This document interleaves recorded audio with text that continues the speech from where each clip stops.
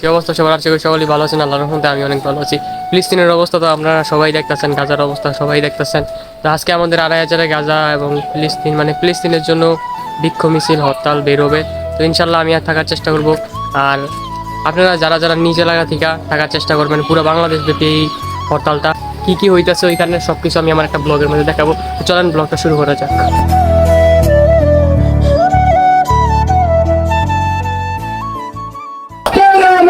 रिश्ता क्या सेवा मेरा रिश्ता क्या नारे तकबीर नारे तकबीर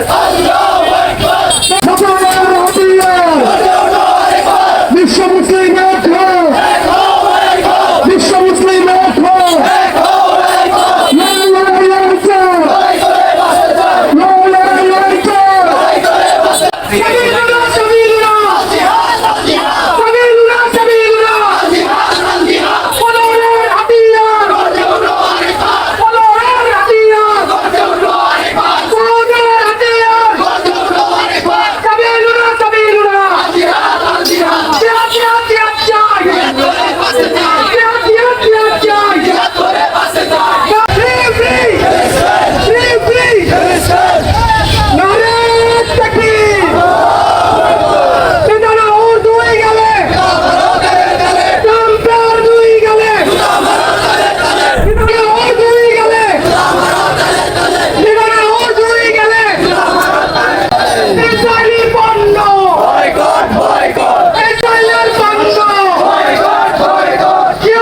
অফিসে গেছিলাম, অফিসে গিয়া বাইরেতে বাইরেতে অনেক দেরি হয়ে গেছে, যার কারণে আমি পুরোটা পাইনি।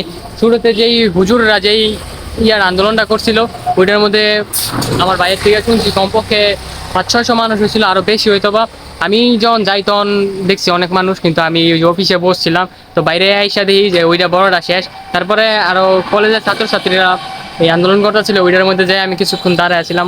তোমরা তো ভিডিওর মধ্যে দেখছোই যে কত মানুষ হয়েছে। মানুষ বেশি একটা হয় নাই, কিন্তু যেই মেইন বড়টা হয়েছিল সকালে 11টা বাজে, ওইটার মধ্যে প্রচুর মানুষ হয়েছিল, প্রচুর সব মুসল্লিরা ছিল।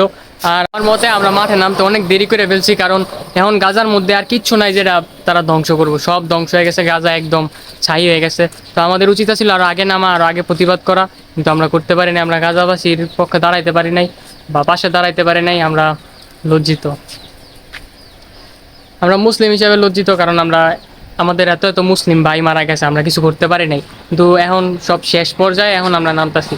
তো আমাদের উচিত ছিল আরও শুরুতেই নামার, তারপরে আমরা তাদের পাশে থাকার। কিন্তু যদি একটা রাস্তাঘাট থাকতো বা একটা ব্যবস্থা থাকতো যে যে চায় যাইতে পারে, যাইয়া তাদের পাশে দাঁড়াইতে পারে, তাহলে আশা করি, আমি মনে করি অনেক মানুষ যাইতো। আর আমাদের দেশে যে বড় আলেমরা আছে, তারা যদি উদ্যোগ নিত যে আমি 10 জন 50 জন নিয়ে যাবো, তাহলে ওরা যাইতে পারতো। কিন্তু যায় নাই, বা কী কারণে যাইতে পারে নাই বা কোনো সমস্যা আছে কিনা এটা তো আমি জানি না। কিন্তু আমার মনে করিতেছে যদি যাইতে পারতাম তাহলে হয়তো একটু শান্তি লাগতো নিজের কাছে।